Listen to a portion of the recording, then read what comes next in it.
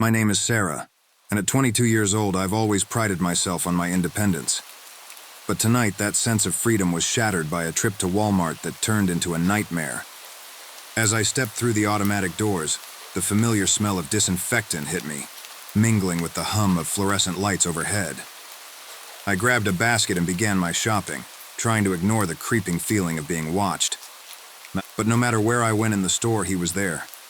A man, tall and shadowy, his eyes fixed on me with an intensity that made my skin crawl. I tried to shake him off, weaving through the aisles and pretending to browse, but he followed me every step of the way. My heart raced as I glanced over my shoulder, catching glimpses of him lurking in the shadows. His presence felt suffocating, like a weight pressing down on my chest, making it hard to breathe. I tried to convince myself that I was just being paranoid, that maybe he was just another shopper going about his business. But the way he watched me, with those cold, calculating eyes, told me otherwise. With each passing moment, the sense of dread gnawed at me, urging me to flee. I abandoned my shopping basket and made a beeline for the checkout, desperate to escape the man's sinister gaze. As I stood in line, I could feel his eyes boring into me, a silent threat that sent shivers down my spine. I fumbled for my wallet, my hands trembling as I paid for my items, praying that he wouldn't follow me out into the night. When I finally stepped outside, the cool night air offered little relief from the fear that gripped me. I scanned the parking lot, my heart sinking as I spotted him lingering in the shadows, like a predator waiting to strike.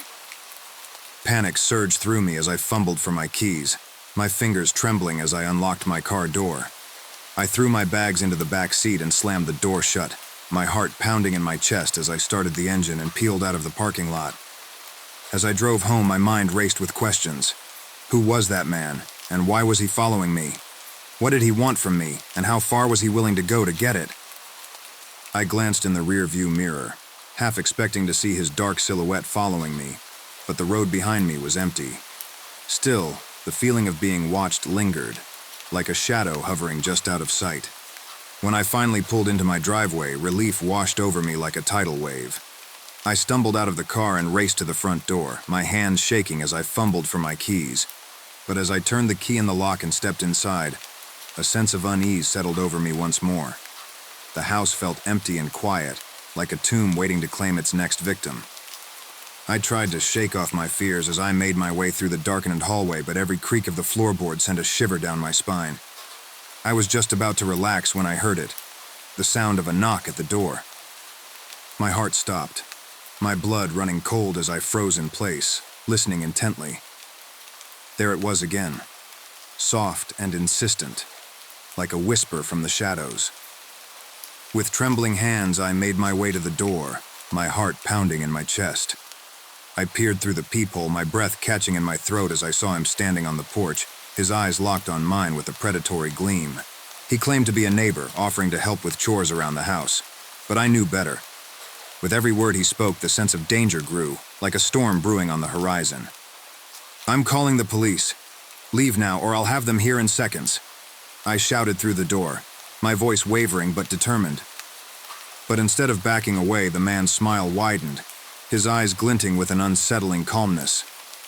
"No need for that, miss. I'm just here to help. Your neighbors asked me to check on you. Make sure you're all right." His words sent a chill down my spine. How could he know what my neighbors wanted? And why would they send him of all people? Finally, I heard the sound of sirens in the distance, growing louder with each passing moment. I breathed a sigh of relief, knowing that help was finally on the way. When the police arrived, they found no trace of the man who had been stalking me, but they assured me that they would do everything in their power to find him and bring him to justice. My name is Jake, and I've been working the night shift at Walmart for as long as I can remember. It's not the most glamorous job, but it pays the bills and keeps me busy during the quiet hours of the night. Most nights, things are pretty routine. I spend my time restocking shelves, tidying up the aisles, and helping the occasional late-night shopper find what they need. But tonight was different. Tonight, something happened that sent shivers down my spine and made me question whether I ever wanted to set foot in this place again. It started like any other night. I arrived at work, punched in my time card, and set about my tasks for the evening. Everything seemed normal until around midnight, when a group of 5 men walked through the doors of the store. At first, I didn't think much of it. People come and go at all hours of the night, after all. But something about these men set off alarm bells in my head. They were dressed in dark clothes, their faces obscured by shadows, and they moved with a sense of purpose that made my skin crawl.